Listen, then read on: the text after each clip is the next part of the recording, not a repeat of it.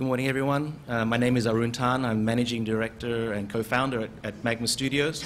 We're very pleased to be here at the inaugural Casual Connect in Asia.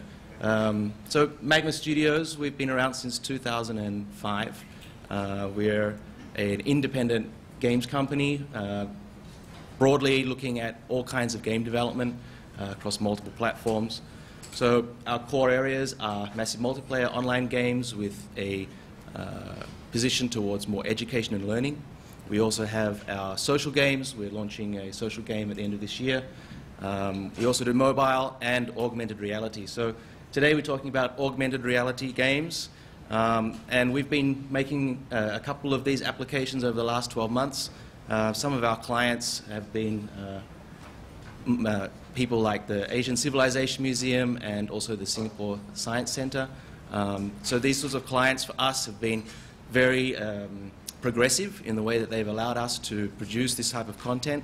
So this year, or last year, we launched the Asian Civilization Museum Terracotta Warriors, and later in the year we produced the Dinosaurs Live exhibition, so we'll have a look at that later. Just a quick recap of where the industry has been and where it's moving to. Back in the mid-90s, we saw a lot of these devices coming out which were reliant on very large computing power, very expensive technologies to be able to display the augmented reality experience. So you can see this boom-shaped device where you're holding the camera in front of your eyes. That's connected to a small bar fridge, which is called the Onyx machine from Silicon Graphics at the time. All these wearable computer devices, which are very clunky and heavy. These sorts of technologies can range in the realm of $500,000 to actually purchase and then start building your content. So the economies of scale were very challenging. Also, the computing power was very different at that time. We had these big machines called the Onyx supercomputers. These supercomputers were processing at a very high rate, but at the same time, they were not portable. They were taking up a lot of space, and they were all costing, in the realms of $1 million each. You can see here this huge trend in terms of the floating point operating per second. This kind of processing power has changed dramatically. You can see on this timeline what we get on an iPad 2 today is equivalent to one of the supercomputers in 1993. It seems a strange comparison, but these supercomputers were enormous. They were like small cars. So the chip size and the processing power has changed dramatically the landscape. And also the emergence of the different types of devices that we have available for smartphones and tablets. So the interesting thing that's happening is this convergence of all these different paradigm shifts at the same time. And whether it's been the idea of location-aware technology, whether it's the camera on a mobile device, whether it's the processing power, whether it's the availability of an app store to actually get your content delivered, all of these things have actually made this ripe environment for augmented reality on mobile. And we can see here on this Gartner curve, augmented reality is seen to be coming to the crest of on its hype. We sort of see this as, we're trying to adopt new industries, whether it's coming from advertising, whether it's coming from brands, whether it's coming from movie production houses or whatever. These sorts of adopters are giving the first try and actually creating a lot of innovation at this point in time. What we'll see in the next year to come is actually a stabilization of that where it becomes a mainstream opportunity for either the developer or the clients involved. And you can see here it's quite a significant size market. We're going to see a huge increase in the stabilization of this sector. Right now, as I said, it was very much hype-driven, but over the next 12 months, we'll see a lot more content being produced. So I'm going to give a couple of examples of what's happening with AR. What was very common for a while was the use of the camera on the laptop or on your PC, and using cards to actually place in front of the camera and then creating the augmented reality experience. Now we're seeing a change where the actual device is held in the hands, obviously a tablet or an iPad, iPhone, and we're seeing a new wave of content coming out. So this was a campaign that went out in North America in conjunction with Transformers 3 movie release. So what you saw was bus shelters, movie theaters with the big size poster, which transformed with the augmented reality experience. The app was kind of cool because you could actually fire into the poster and the enemy would fire back out at you.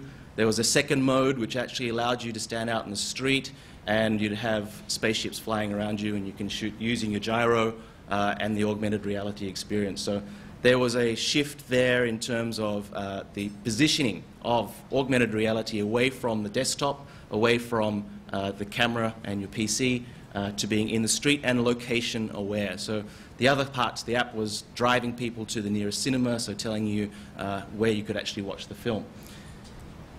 This is another campaign. It's just launched with Volkswagen. Again, it's adopting all of these kinds of street-based locations where you actually generate the crowd and the attention towards the app. Now, I think with the Volkswagen app, this was a little bit different. Obviously, this is very much pushing the awareness of the car and the cool factor of the app, the design. The gamification in this case wasn't actually very strong. It was just more about the wow factor. But I think you can see where you look at Transformers moving to this kind of content. By adding that extra layer of gamification, we can then make really interesting opportunities in outdoor advertising type of applications. Is also being utilizing the kind of content and billboards that are surrounding us throughout the street environment. We're very lucky to work with a partner called String. There's a big difference here in terms of why marker-based technology versus other types of augmented reality should be adopted. We often see with augmented reality applications a very strong lag. So as you hold up the device to the marker, you'll actually see this jagginess or latency as you move your camera around to get the different perspectives. What we find with this particular technology from String is that it's very fast. It really snaps in onto the image, it renders very quickly, and the frame rates stay very high. These are also very important aspects to the content because the user's not going to enjoy a 10 frames a second type of application and also a laggy connection with the augmented reality marker. So String launched in June last year and have been instrumental in all of the apps you've seen so far. So the basic way this works is that the image on the left is the marker. There's a black border around the outside which basically allows the image recognition to snap in on the orientation. And then on the other side you see, looking through your device, iPad here, and it basically initiates the animation and the gameplay functionality. So the two are very important. Using the border-based marker is, while it's not very friendly to the advertisers, they hate the border around the outside, but it does improve the performance in this case. So the tools that we're using 3D Max. Unity is the SDK which we use to build the application with the augmented reality, and Unity is the game engine that we're using. So last year, as I mentioned, we launched ACM Terracotta Warriors. This was a campaign to help drive traffic to the Asian Civilization Museum during the exhibition. We actually were very fortunate to be able to work with the curator so that we could actually design the app very closely with the exhibition experience. So within 3 months, which was the length of the campaign, we managed to get 30,000 plus downloads in Singapore alone, which showed a very high concentration, obviously, on the weekends. It was a blended campaign, which meant we were able to put the marker here on the left-hand side, which was part of the brochure, into print advertising, into the brochure at the actual museum itself. But we also were able to do location-based images here, where we actually had the marker at the Dhoby Ghaut train station, which is the underground MRT, the mass rapid transport. So you could actually go up with your phone and have your photograph taken with the augmented reality Terracotta Warrior. We also built in the functionality to post this image back up to Facebook, so it added the extra social element. So we tried to take an approach of making it as much of a gamified app as possible, with the user interface design, trying to look at how the flow would work for the advertising component as well as the experiential content. So again, as I mentioned, we worked with the curator. So we actually designed the application so it took you on a journey throughout the museum space. It was linked very much to unlockable content. So as you moved and progressed through the application, you actually would unlock content and you could take home. Without attending the actual exhibition space, you couldn't actually unlock the content. So you can see here there's mini games, some video content, and also the augmented reality content. So we mixed it and blended all of this together. Obviously, with a very antique collection of artifacts, you don't go around touching them, so we tried to add the extra dimension of experience to this. We have here the ancestral bell, which is it's a huge artifact. Banging it as a gong would not be a good idea, so we actually simulated that experience with the app. The other thing that we tried to do was to interweave a storyline, so telling the context of the Terracotta Warriors and why they were built, the actual period of history, the tension between the government and the population. So we actually built the story as an interactive motion comic style content. So this actually draws you through the entire content experience.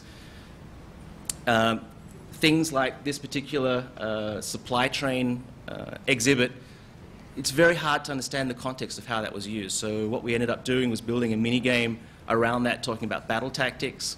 So what actually happens here is that by using the drum, your army would advance to your enemy, and using the bell would actually allow you to retreat. So the retreat actually resupplied your troops, and then you'd advance back again. So we actually tried to use this gameplay mechanic to explain to people how the bell and the gong, or the drum, sorry, are used in battles. We also looked at certain things like the language, or the imperial edict, which was actually kind of like the heaven telling the emperor that he was empowered to do this. So the written language was actually an important part to this period of time. So we actually decided to make a small mini game on actually doing calligraphy. So as you practice the right strokes, you would be rewarded with well done or fail as an outcome. So the audience is actually engaging at all levels with the content. It's supplementing the exhibition experience, but actually improving upon that. We also were able to embed a couple of videos in it. There's one of the artifacts inside a glass container was a small piece of metal, which was a component of the crossbow. So unless you were able to visualize that, the context of that small piece wouldn't make any sense. We also added the extra augmented reality idea of how the archers would actually go in staggered formation and load their crossbows so that they could be more effective in terms of their engagement. So all of this information, using augmented reality, adding the extra gamified experience, helps really gel this whole application together. So that was our first augmented reality app as a company. Dinosaurs Live came out a little bit later. We took the kind of concept or approach of bringing the museum alive. This was in partnership with the Singapore Science Centre. They had a collection of animatronics, life-size mechanized dinosaurs, and we tried to add the similar kind of augmented reality experience. In this case, it was more about collecting your dinosaurs, so that you could take them home after the exhibit. This campaign was even more successful. We saw that over a 4-month period, doing about 60,000 downloads. Again, it was an integrated approach. The outdoor advertising was a very huge component to this whole thing. We actually had billboards outside the main McDonald's at the Singapore Science Centre, at the various exhibitions and promotion activities. You can see kids here really having a bit of fun with the dinosaur. So as I mentioned, this was a life-size animatronics exhibit. It's a traveling exhibition, so this will go to different territories around the world. The application becomes a companion to that promotional campaign. All of it done again with the same tools. So this is Unity 3D on both iPad and iPhone, using interweaving the background information as well. So going beyond just seeing the augmented reality stuff, we actually introduce various types of educational learning material within this content as well. And the idea being is at the end of the exhibition, the visitors will be able to take these dinosaurs home and share their collection. Okay, so we're using the application here and using the markers which I have on the screen, which you'll see shortly.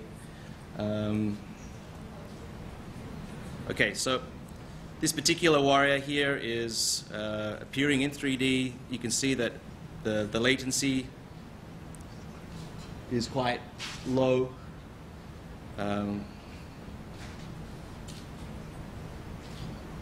So this one actually was used at the Dobigort MRT, where you could actually see it life-size and have your photograph taken with it.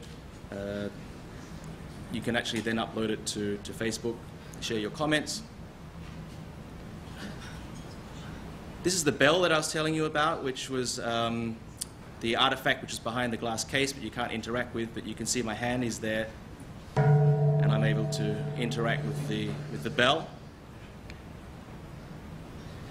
One of the things about the Terracotta Warriors is that they're excavated without pigment or color on the outside of the statue. So the idea here was to communicate to the audience that the actual original artifact was actually painted. And you can see here it's very much jumping out of the screen. The interesting thing here is the speed of the rendering, so that the actual application is still running quite fast.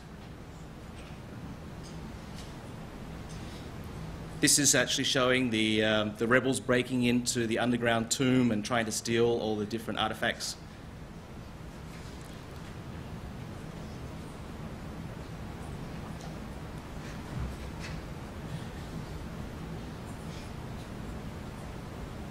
So the other application I mentioned earlier was the Dinosaurs Live.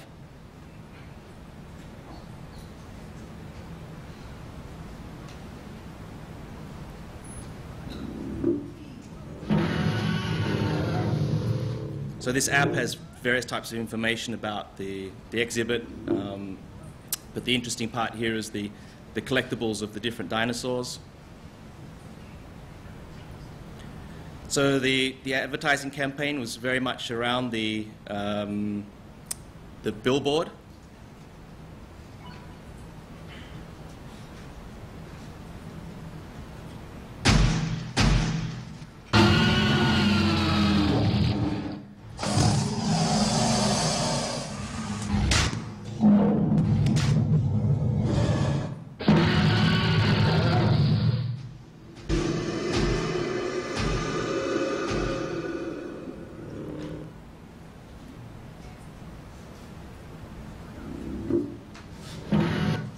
The other promotional campaign was this small dinosaur that was actually part of the print advertising.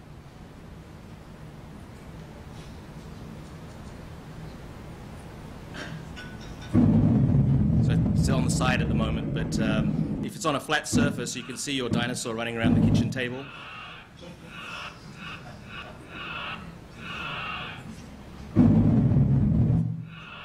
And again, being able to take the picture and send it up to Facebook. So that's kind of, in a nutshell, what we've been doing with the augmented reality. We hope that the imagination and the potential of using gamified content is going to really help drive the adoption of this. So thanks very much. If you have any questions. Yeah?